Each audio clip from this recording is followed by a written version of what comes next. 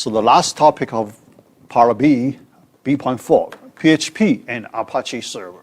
Yeah. For the server-side programming, yeah, so this we need to use this way. Yeah. PHP, yeah, very easy, just based on our,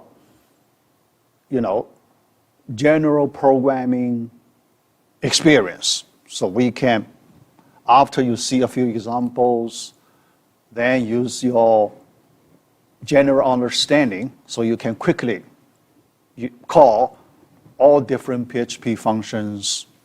You can write the code quickly. Yeah.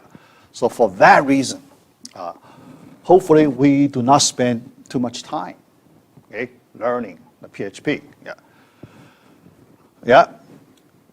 So here, before we jump to PHP programming, first let me give you some brief introduction how PHP works.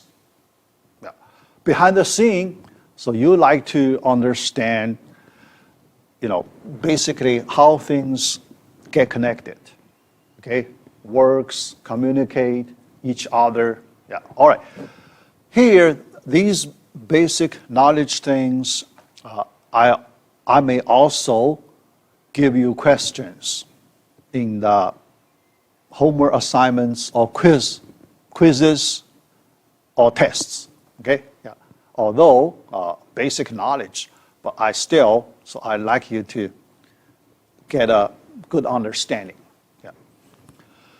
So why PHP? Yeah, I already mentioned, because see, simple, easy to learn, but very powerful. Yeah. Another thing, important, very powerful. Yeah. Yeah. So why I say so powerful, there are hundreds of, even more than 1,000 different functions. Yeah, because people keep adding new functions into this PHP. Yeah. So you can almost do everything you want to do. Okay?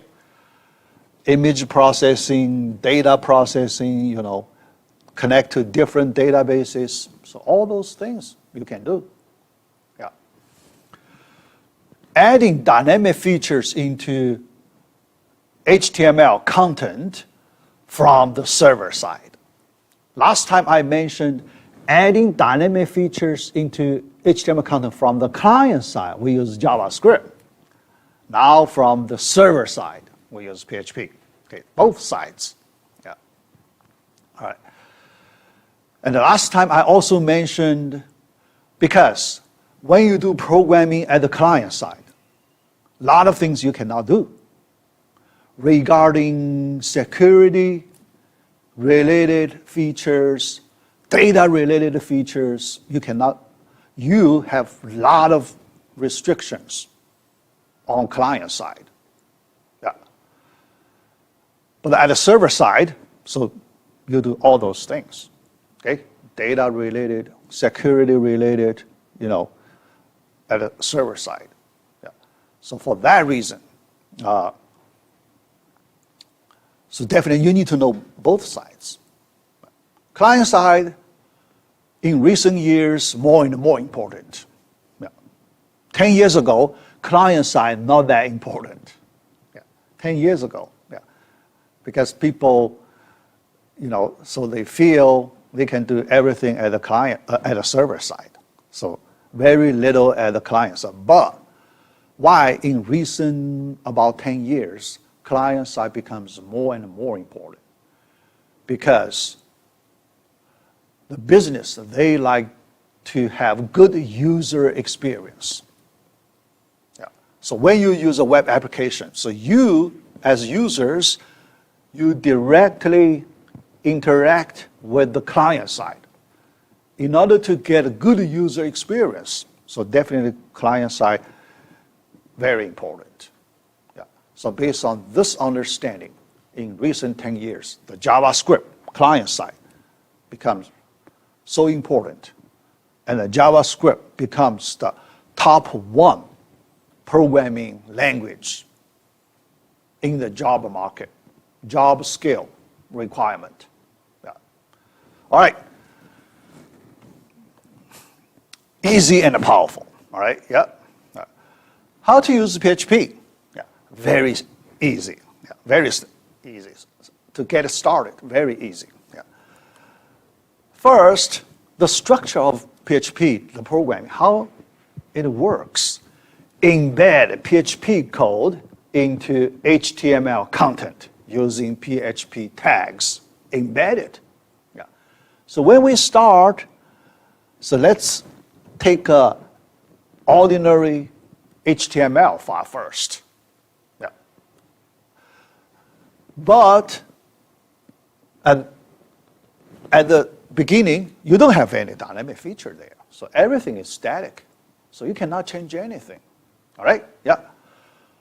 Now you want to add dynamic features. You know, the data, you need to, you know, do a lot of, you know, complex data-related operations on the page. Yeah. So how to do it? Embed. Yeah, this idea, simple idea, embed PHP code into HTML content using PHP special tags. Yeah. So very simple. So what's the PHP tags? A pair of tags like this. Okay. Opening, closing, you know, a pair of. Yeah. Less than, question mark, put a PHP. Yeah. And actually, this PHP were, you know, letters optional. Yeah. So even if you skip it, still okay. But if you skip it, you do not make your PHP code stand out clearly, right? Yeah. So not that obvious. So where people see, it's very easy to ignore the PHP code. So for that reason, in order to make your PHP code stand out for programmers, to improve the visibility, okay? Visibility, improve it, yeah. Most programmers, so they like to use this PHP, you know, after a question mark, yeah. All right, so then, inside the tag, the content part, you can write your PHP code, okay? Yeah. Following the syntax of PHP, calling functions, you know, do so many different things. Yeah. Yeah. All right. But after you do it, one thing to make sure now, after you add a PHP code, your file becomes a PHP file, not an HTML file. Okay? So when you start HTML content, so that probably comes from an HTML file. But after that, you need to make it a PHP file, and by save it with PHP extension. .php, you know, file name, some file name, certain file name, .php extension. It's important. Using this special extension, it is important. Yeah. So I will explain later. Extension. Yeah. Otherwise, if you do, even if you embed PHP code in a HTML file, if you do not store it with PHP extension, it won't be treated as a PHP file. Okay?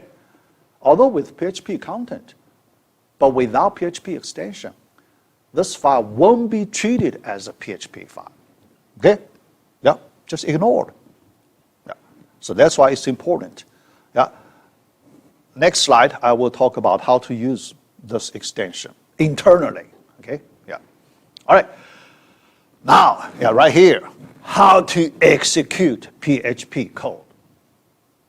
Execute. In the server, inside the server, the mechanism. Yeah. All right. Call PHP engine. So there is, this called a PHP engine is responsible for executing the PHP code. But someone needs to call it. Someone needs to call the PHP engine to execute your PHP program. Yeah. Who calls it? So now we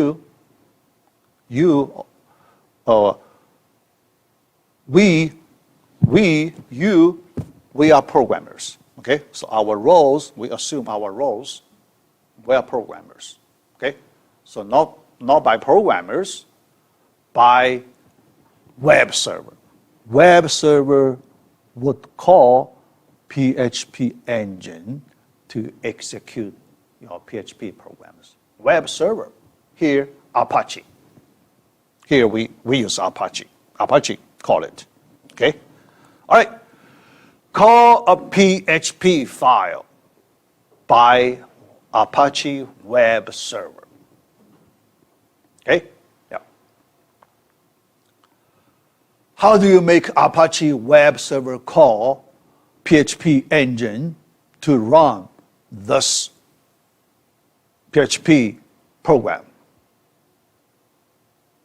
How to make it? Okay? How to make it? Because Apache server does not do it automatically, right? Apache server, you need to start it. Users start it. Okay? So users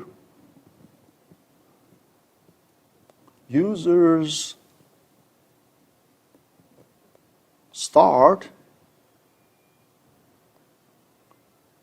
the request.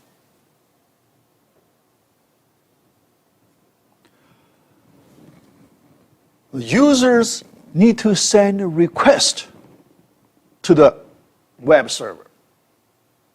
How to send requests?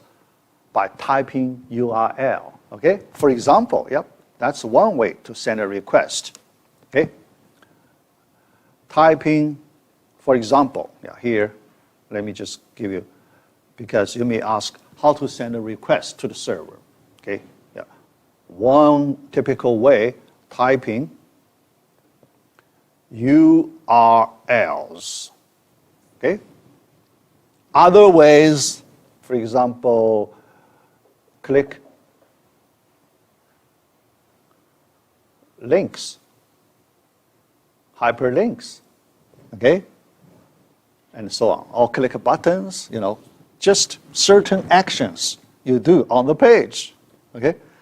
When you do some actions on the page, then behind it, yeah, as a response, response to your actions, some request is sent to the web server. Request for what? Yeah, request. So you may ask, request for what? Okay, request for some resource. Some resource in the server.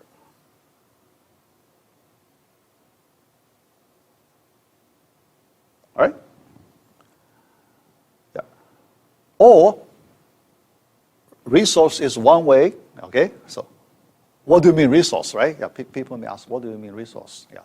Any file in the server we treat it as a resource, okay? Any file, yeah, resource. Another way,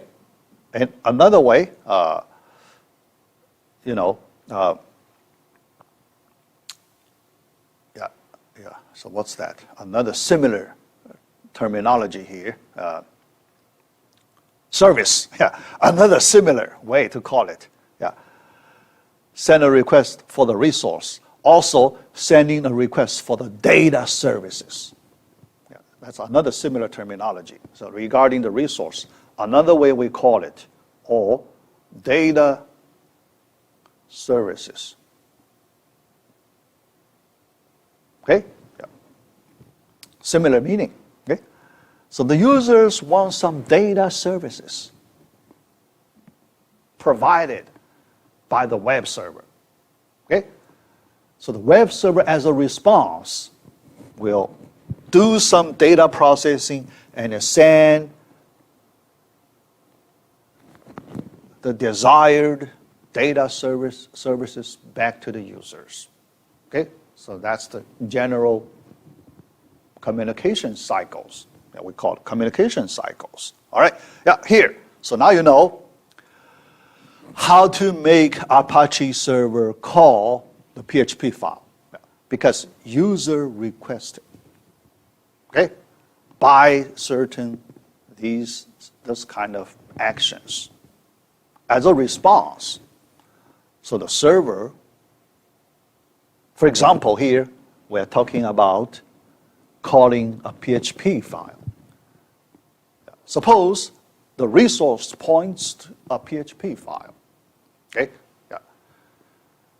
So the web server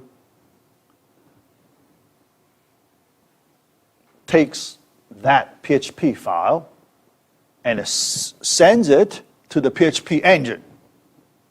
Sends it to the PHP, because only PHP engine can process PHP files. Web server cannot. Okay? Apache server cannot do any processing on PHP files directly.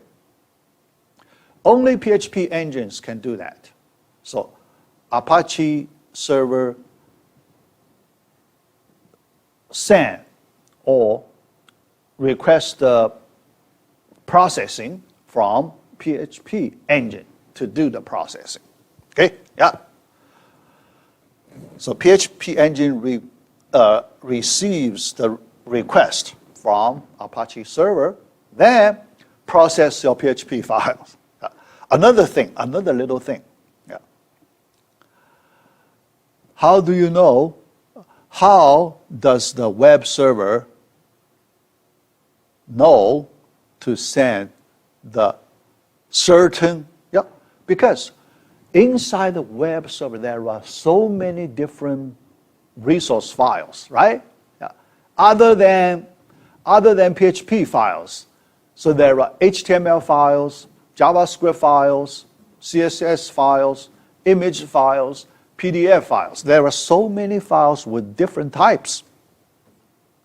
How do you know one particular file should be sent to the PHP engine? How do you know it? Or how does the Apache server know? How does the Apache server know this particular file should be sent to the PHP engine for the processing? By that extension, remember? Yeah, the extension here is useful. Only reason, because it just checked the extension. If it is detect PHP, send it to PHP engine. Okay? Yeah, that's simple. Yeah. All right, so now PHP engine executes the PHP program. All right? Executes. The execution way is the interpretation way. Not compile, okay? Yeah, not compile. Yeah. We know Java is compiled. Yeah. PHP interpreted. Yeah. In the interpretation way and executed. Okay? Yeah. Yeah. I hope you know the difference. Yeah. Compilation, interpretation, the difference. Okay? All right. Then the execution result, it's a HTML result, HTML content. After the execution, the output generated by your PHP file, it's HTML content, HTML result content. Okay? Yeah. So no PHP code anymore, completely HTML content. Okay? Yeah. Then that result should be sent back to Apache. The output from the PHP engine, sent back to Apache server, and Apache server sent back to the user and displayed in a web browser of the user. Yeah. So that's how things work. Okay? In the client-server communication. behind the scene in this way. Okay?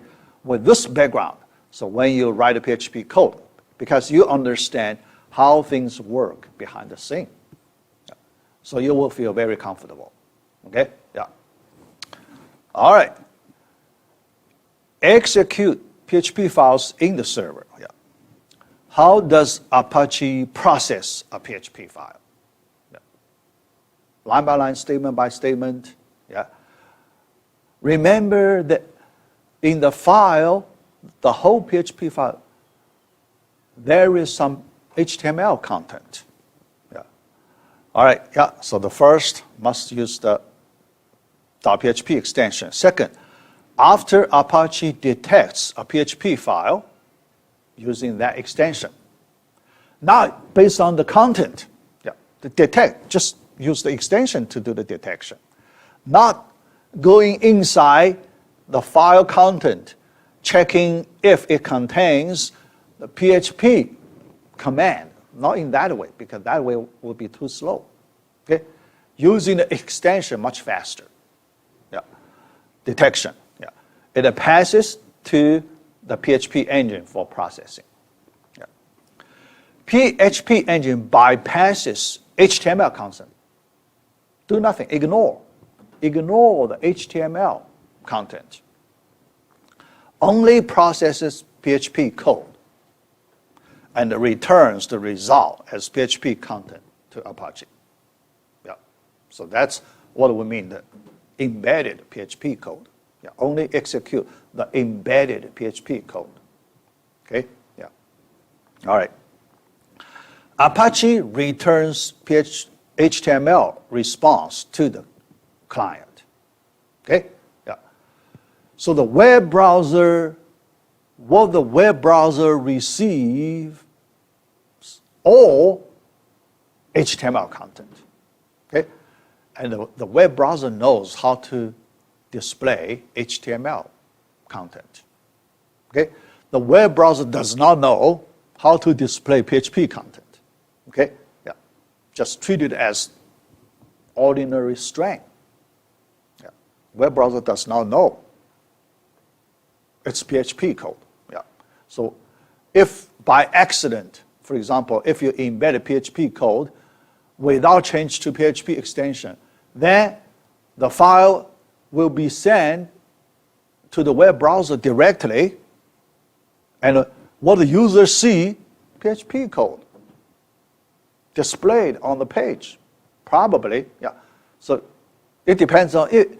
If the tag, yeah, because in that situation, you may still have the tag, right? PHP tag. But the web browser cannot recognize that. What's the meaning of this tag? The web browser cannot recognize it. Okay? The web browser can only recognize standard HTML tags. Web browser. HTML tags. Other non-standard tags, yeah, you may have many other different tags. Non-standard HTML tags, the web browser just ignore it. Okay? So here, just ignore it. All right? Yeah, PHP code will be ignored. So you cannot see its display. But why sometimes people can see, some, garbage code, all right? If the tag is not closed. If tag is not closed, then the web browser won't treat it as the tag part, right? Web browser just treat it as a string. So then all the code will be displayed. Okay? Things like that, yeah. So you need to be aware of it. Yeah. All right. Yeah. So the browser at the client side renders HTML content. Okay? Yeah. Yeah. Including JavaScript code. So if you have JavaScript code, yeah, include it. Okay? Yeah. Yeah. JavaScript code also ignored by PHP engine. Yeah. PHP engine only works on the PHP code. Yeah. JavaScript, you could skip it. Yeah. Yeah. C.1 Web Technology Review, jQuery. Yeah. Here, let me give you a brief introduction on jQuery. Yeah. Okay, yeah. Yeah, so other than regular JavaScript, yeah, so here I put this regular JS aside with jQuery. Yeah. So we need to practice both. Okay? jQuery, we know it can do dynamic content more efficiently. You know, you can do more things if you compare with regular JavaScript, but you need to know the regular JavaScript, okay? Because sometimes you may need to use the regular JavaScript to do a few things. Yeah. All right. 2 ways to include jQuery in your web pages. Yeah. Yeah. Let's say HTML pages. Okay. You need to include it. Yeah. The first way, downloading jQuery. Yeah. Download it. Yeah. It's a relatively small file, not big, so you don't worry, you know, too large. Yeah. Yeah. Not too big, so you download it. Yeah. And put it in the server. Yeah. Store it in the server. Yeah. But your web pages, your HTML pages, you need to know where it is, because you need to connect to the jQuery JS file. Yeah. For example, here, yeah, so suppose this is the file you downloaded for the jQuery, you know, based on the version, different version. Yeah. So you put in the server. Yeah. Sometimes could be some folder. Sometimes people may put in the JS folder. So you need to do this after the folder, JS folder. Okay. Yeah. So this line, you need to put in your HTML file. So then connect it. Yeah. Connect it. Then you can just use the jQuery immediately. Yeah. That's the first way. Yeah. But the second way, CDN way. So many programmers, so they like to use the content delivery network. Just include a link. You do not need to download JS file explicitly in the web server. You just use the remote location for the jQuery. Yeah. All right. So here we use the Google CDN. Yeah. Yeah. So if you put this line in your HTML file, then you can use jQuery directly. Yeah. So when the web browser renders this page, including this remote CDN link, the web browser just load it. Okay, load jQuery.js file from that remote location and put in the buffer of the web browser. Store in the buffer, because that file is not too big. Just store in the buffer of the web browser. The modern web browsers have pretty large buffers. Okay, pretty large buffers. The buffer grows bigger and bigger. Okay, yeah, just load it, put in the buffer. Okay, then so it can keep using the jQuery file stored in the buffer again and again. Yeah, because it only needs to load once. If jQuery file is stored in the buffer, only need to load it once. When you visit other pages using jQuery, just use the copy in the buffer every time. Okay? So that's the way to use the CDN version of the jQuery. Yeah. All right.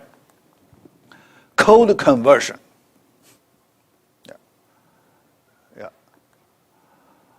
Code conversion, so that, yeah. Oh, just let you know, I upload the code for the previous, remember last time I showed you drag and drop example. Now I upload it in part B. Yeah. Zip file you can download. Contains 2 files. The first one, drag and drop.html, second, .js file. Okay? So you can play around, study the code, play around. Yeah. But for this part C, I converted to the jQuery version.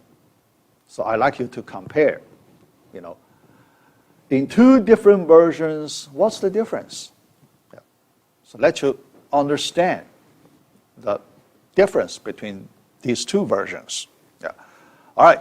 So I converted to drag and drop. I add JQ letters after the file name. .html. So it's a jQuery version. Yeah. So the same feature, everything, you can do the same, but the jQuery implementation is much different. The idea, the jQuery is quite different. Yeah. All right. Yeah. So add a CDN link. Yeah. So in that example, I add that CDN link. Yeah. All right. So I make it. Also, I need to modify the JavaScript code. Yeah, the jQuery version quite different. So I make this JQ version of the JS file. All right. Yeah. Then connect to the HTML file. Yeah. All right. Convert all the JavaScript functions to jQuery versions. The jQuery syntax, probably I'll talk about later, so not today. Yeah. So, all right. Yeah, here, jQuery syntax. Yeah. Syntax, I give you some basic rules. Yeah. The details, so we can study it later. Okay. The approach, the structure of jQuery syntax. Yeah. So the approach, using this approach, select HTML elements and perform actions. So 2 parts, you can see. When we apply a jQuery statement, you need to work on 2 parts. First, select appropriate HTML elements. You know HTML elements, right? Yeah. Corresponds to different tags. Each element corresponds to a pair of HTML tags. Okay? Yeah. But when we refer to HTML elements, we have many different ways to refer, right? Yeah. By ID, by class, by element, by tag names, and so on. We have so many different ways to refer to HTML elements. Okay? Yeah. All right. Basic syntax. Yeah. So visually, what do you see the structure like this? Visually, starting with $. Yeah. This $ symbol is important for jQuery. Yeah. Because when you write a JavaScript function, yeah, sometimes you do not use jQuery. Sometimes you just use the regular JavaScript. Sometimes you use jQuery. Yeah. How do you tell the web browser when you use regular JavaScript, when you use the jQuery? Based on this $sign. Okay. When your statement starts with the $sign, then it uses jQuery. Yeah. Otherwise, it uses regular JavaScript code. Okay, that's simple. Yeah. Then a pair of parentheses after the $sign, selector. Here, selector, you have different way to write the selectors. Okay, based on the class name, based on the ID, so based on the tag name, and so on. Okay, yeah. After that, so now you get the element control. After the selector part, you get a control on the element, HTML element. Then you can apply function, jQuery functions on this element. So you call dot action, action name, certain action name. Call functions and do some work. Yeah. All right. So dollar signs to access jQuery. Yeah. Selector to query, find HTML elements. Yeah. jQuery action to be performed on the elements. Yeah. So here the general structure of the jQuery. Okay. Examples, simple examples. Yeah. Look at this one. Dollar parenthesis this. Yeah. In Java, in C++, you know this. Okay. This refers to the current element, right? Yeah, this. Yeah. This object. You treat the current element as the object. This. Okay. Yeah. Convenient. Yeah. Convenient when you want to refer to the current element. Yeah. All right. So this element, current, dot hide function, hide action of jQuery. So you hide the current element. How simple it is. Okay? Hide, so you want it invisible to your users. After you call the hide function, the user cannot see it. That's simple. Okay, simple example. All right. Hides the current element. Yeah. All right. Simple example. Yeah. All right. Another version to select certain element. Look at the second one. Dollar parenthesis double quotes P. This means this P refers to the P tag. Double quotes, inside the double quotes, you should put the tag name inside double quotes. Tag name. Yeah. P, there is a P tag in HTML, right? Paragraph. P tag. Okay? So here you want to select, because when you use the P tag here, this function covers all P elements. In your HTML, you may have many P elements. All the elements are covered by this jQuery selector. Yeah, yeah. Dot hide, so you hide all the paragraphs.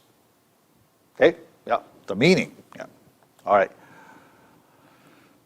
Another version, dollar double quotes dot test. Before the name,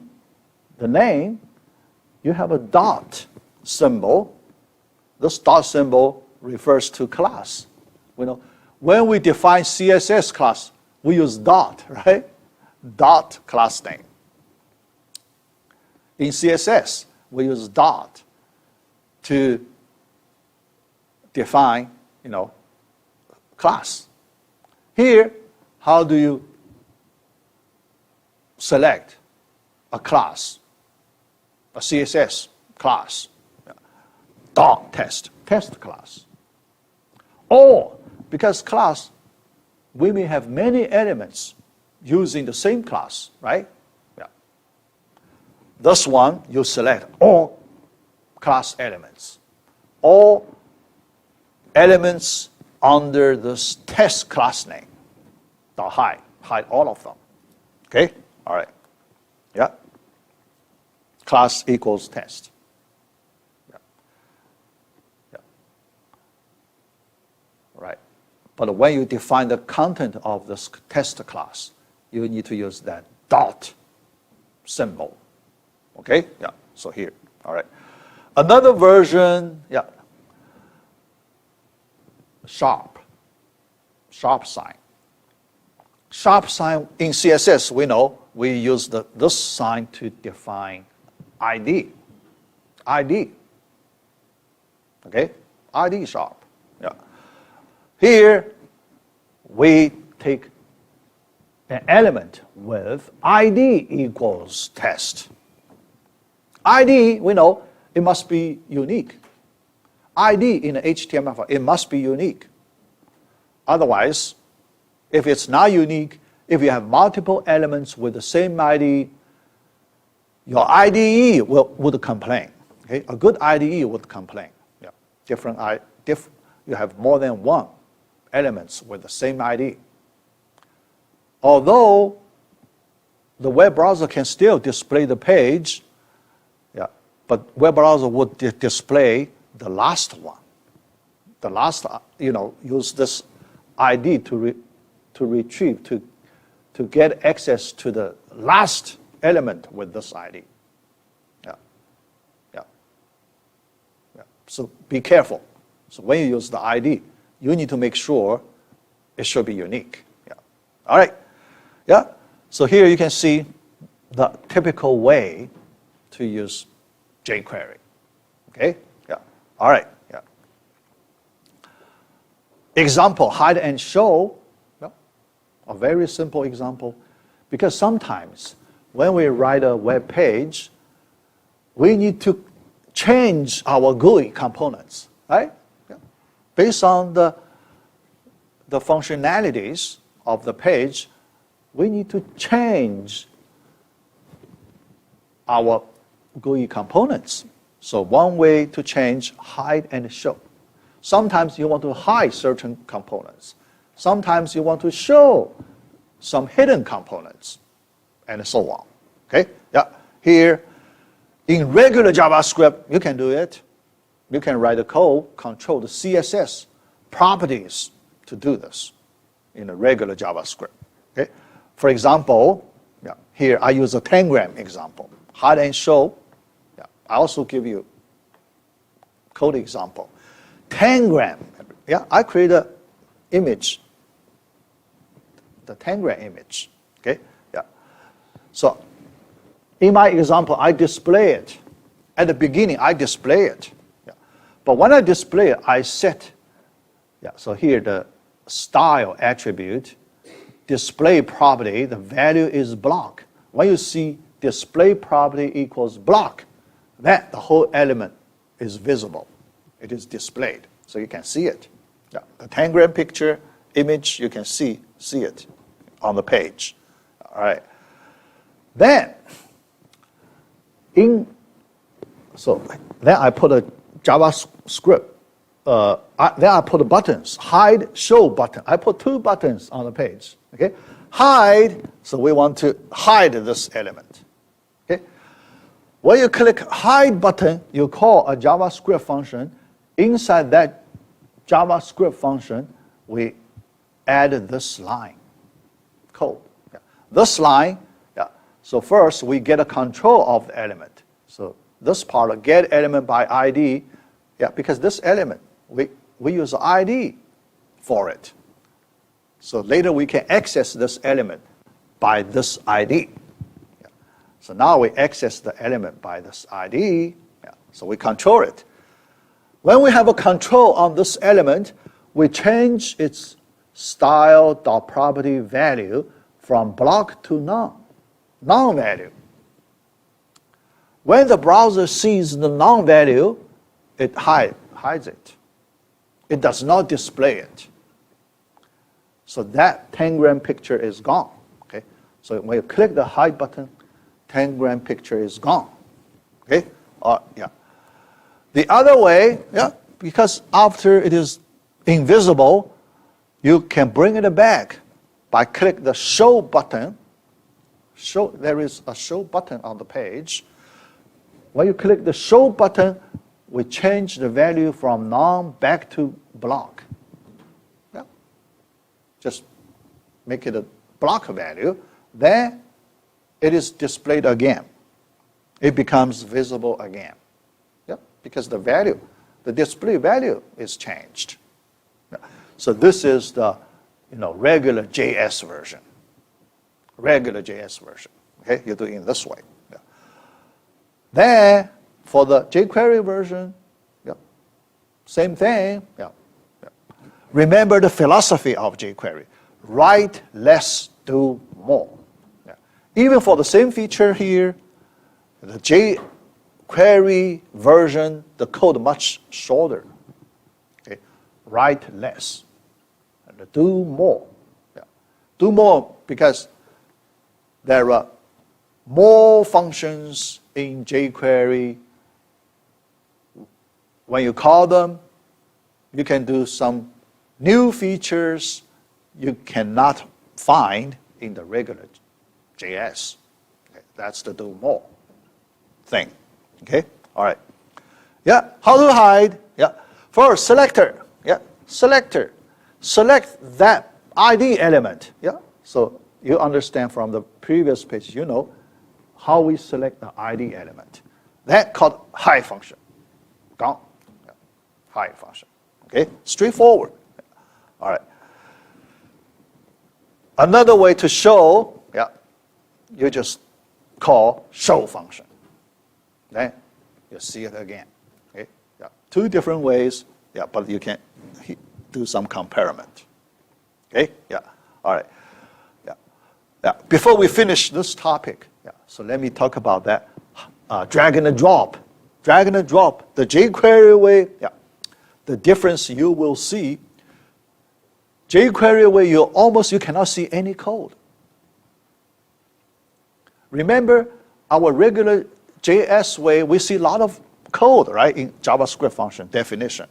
We need to work on the coordinates, right? We need to extract the starting coordinate numbers. Then we need to do arithmetic operations. So we need to do so many detailed things. But in jQuery version, all those things hidden. Okay? Basically what you do, you just set up an environment. You set up. You tell jQuery to do support, drag and drop. That's it. The details all hidden. So you cannot see how does the jQuery make it happen. You cannot see. All hidden. So what do you see? Just, you can do drag and drop. Yeah. So here you can see the difference. If you really want to understand what things work behind the scene, yeah, regular JS version, you have the control on everything. Okay? Yeah. But for jQuery, so a lot of things doing automatically behind the scene. Okay? In that way, you do not have control. You just use it. You just do it. Okay? Yeah. All right. Yeah. So that's what I want to talk about. Yeah. About the, a brief introduction for the jQuery. Yeah. All right. Yeah. So later I give you a few examples. So get yourselves familiar with regular JS and the jQuery. Okay? Yeah. So, all right. But some of those examples I may talk about in outside class videos, so that we do not use our precious class time. Okay? Yeah. I want to save our class time mainly for our database content. Okay? All right. C.2, database concept. So let's start from the scratch, the bottom level of database, this topic. Yeah. First, let's look at basic concepts in database. Yeah. All right. What is a database first? Yeah. So when we start, yeah, the database. Oh, yeah. Yeah. All right. So only 10-something minutes. Yeah. What is a database? A collection of related data. Collection of related data in business data. Any question? Yeah. All right. Yeah. Yeah. So the data comes from certain business background. Okay. So it's not a random, arbitrary data. Yeah. So you have to have some business background, business story behind it. Okay? And the data is used for your business. Yeah. All right. So then, in order to use the data to help your business, yeah, then one important general work you need to do, explore the relationship among data. So that's why this type of databases we call the relational databases. Relational. Okay? Yeah.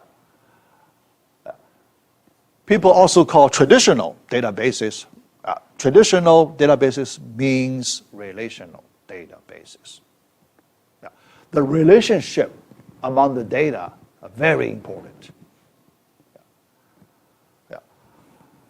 So here you will see we will do a lot of things, try to explore the relationships, try to first address the relationships.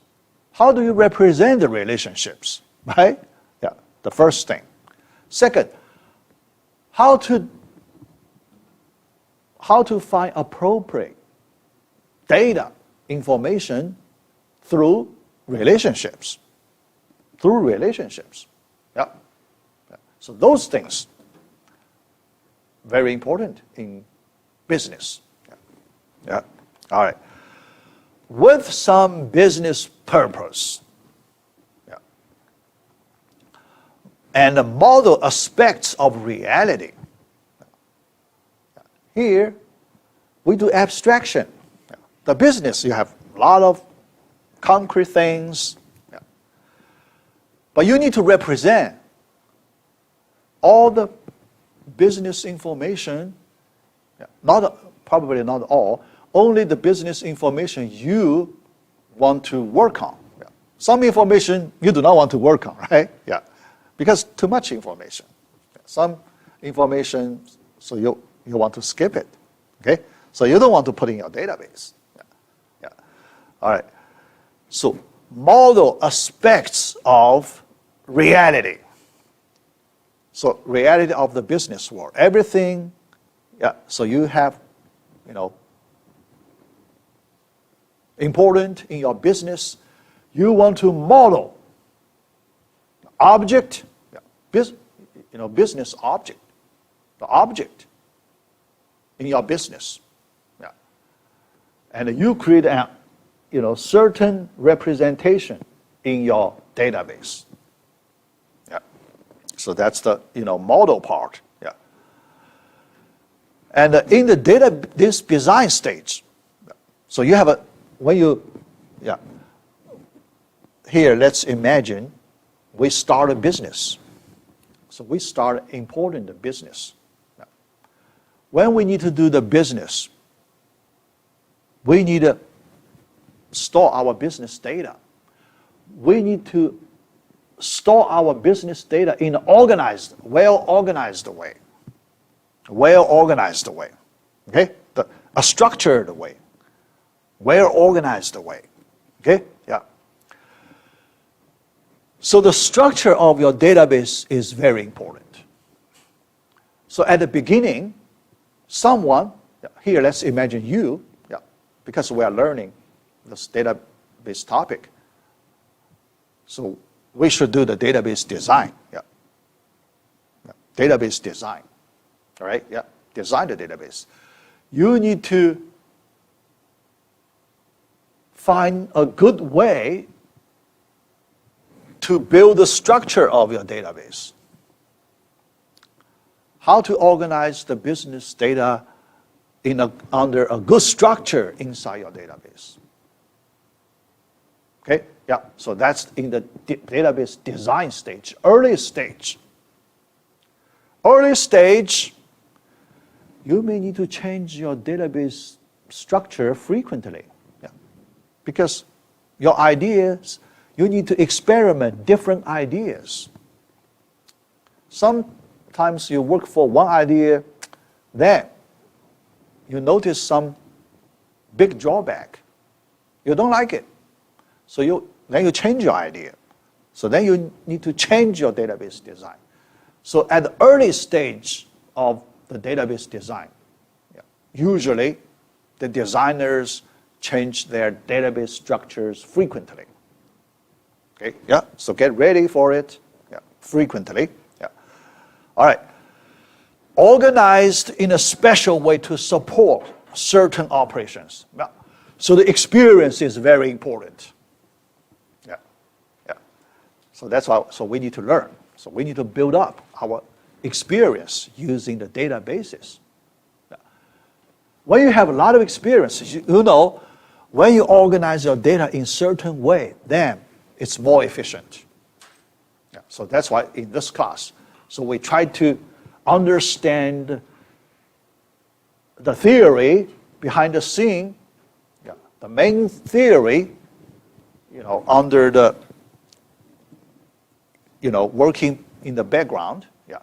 So then we can do more efficient way in our database design. Yeah. So I talk about those issues, yeah, many basic issues, yeah, to build your background. Yeah. All right.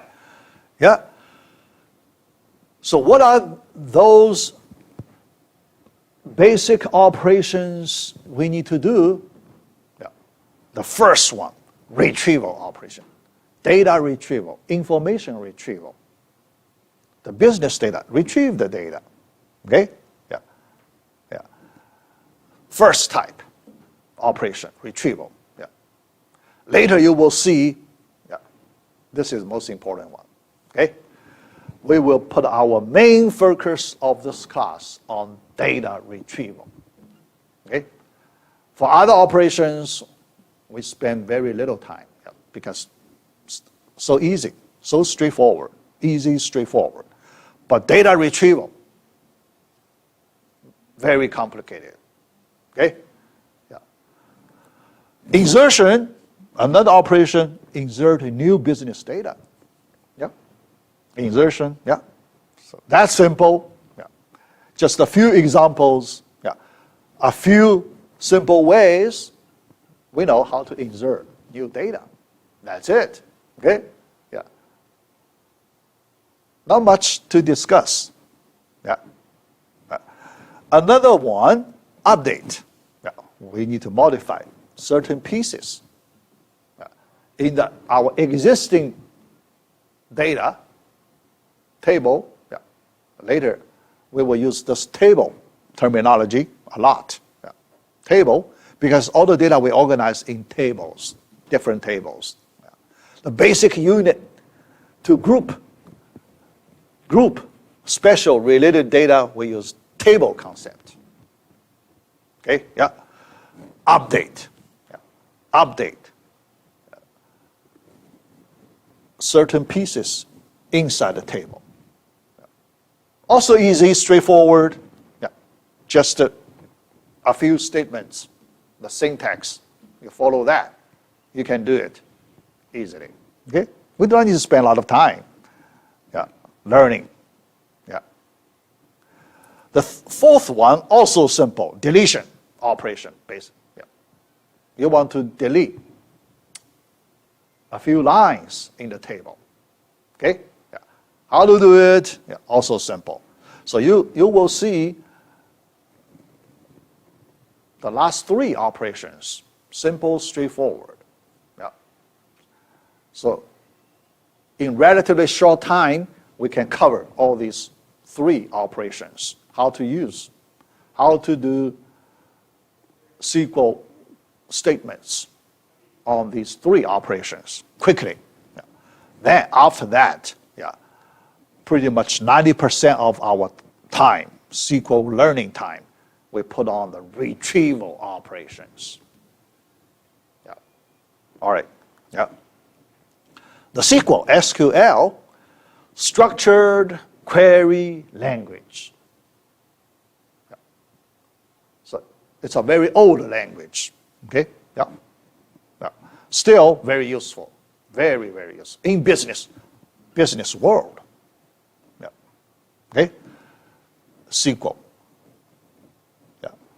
So in this class, we will spend a lot of time to learn how to use the SQL languages to retrieve the data satisfying some requirements.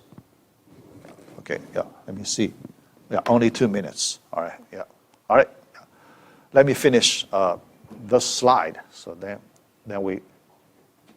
next time we complete the remaining part of this one. Yeah. With business properties. Yeah. Because the business requirements could be very complicated, right? Yeah. So you will see. Yeah. Here, in this class, we simulate, some special, general abstract business. Okay. So you will see, so many different requirements. Yeah. But when you write your queries, you need to address all the requirements in your queries. Okay? So that's why it could be very complicated. Yeah. But very useful. Yeah. So in a business, you need to find required data efficiently, very fast. Yeah. Efficiency, performance, extremely important. So we will spend a lot of time on how to make our database queries much faster.